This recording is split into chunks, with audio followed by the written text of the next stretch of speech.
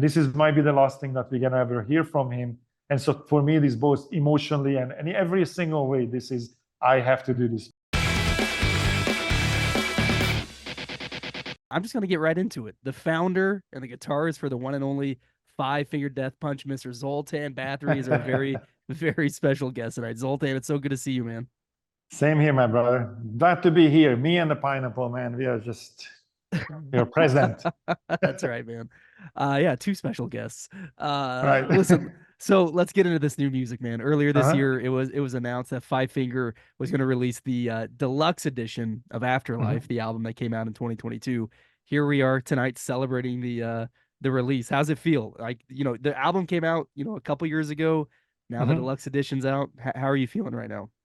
So yeah, so number one is that obviously the big news is that the song the collaboration with DMX. That's the big news on the album, and the reason that this deluxe edition even exists, because we recorded that song and it was supposed to be on this album, right?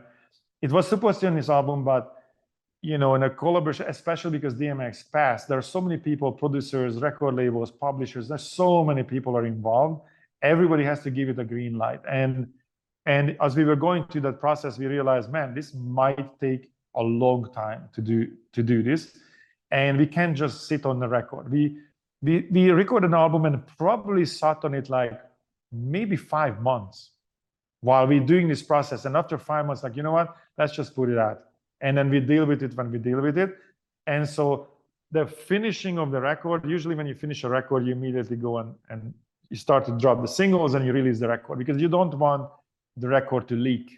Because for manufacturing, it generally leaks. And it kind of did, So the record kind of leaked, and we were like, we can't sit on this too long. And so we ended up releasing it without this track.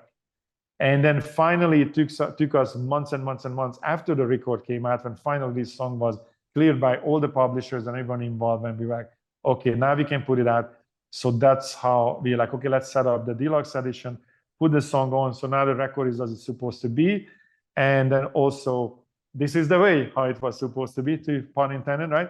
And then we throw in a couple of acoustic versions of songs that we did, and so to make it up to the deluxe. So it's more does it feel like almost like a sense of closure with this album? Like it came out, but it's been a couple of years since it's actually completed. Yes, it never felt whole, because that song, when you make an album, it's kind of like when at least how we do it. When we record an album, there is an understanding of a flow, right? Like there is a moment where, okay, I'm looking at the album, what we have so far. And then I'm like, okay, you know what? It needs a couple of fast songs. That it's too mid-tempo, or it's too slow. So we're gonna have to throw in a couple of mid-tempo songs here. I mean, so higher tempo songs here to pick out the pace. Or it's all angry. We need to do a couple of smoother stuff. So there's a flow of song.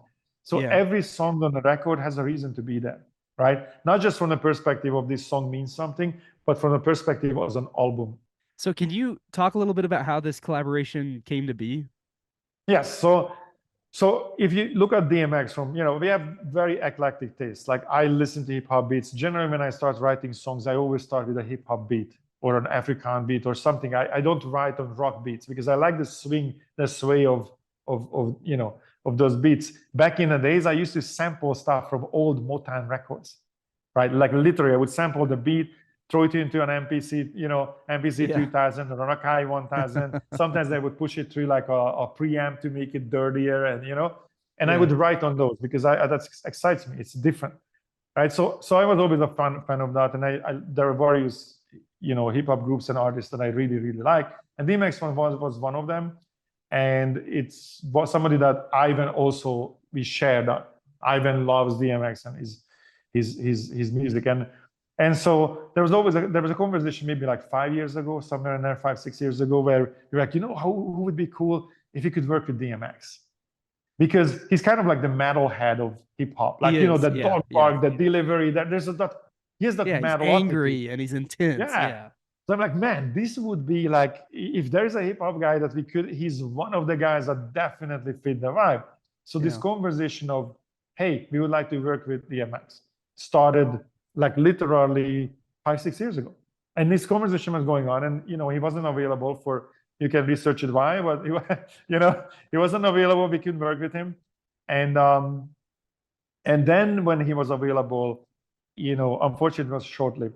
You know, he passed, and so we were in a situation that by this time this conversation was deeper. That we already had the convo, like, okay, let's do something, and then he passed, and then we were in a weird situation that okay, we want to be respectful, you know, obviously, but we still want to have this check mark on a bucket list. We still want to do this. Sure, And yeah. how do we make this happen? How we stay respectful? How do we, you know, how we still pull this off?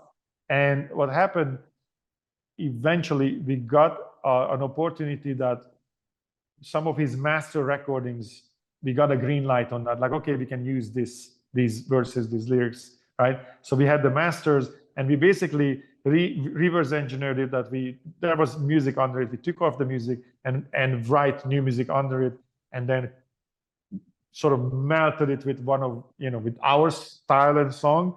So it became a collaboration that way.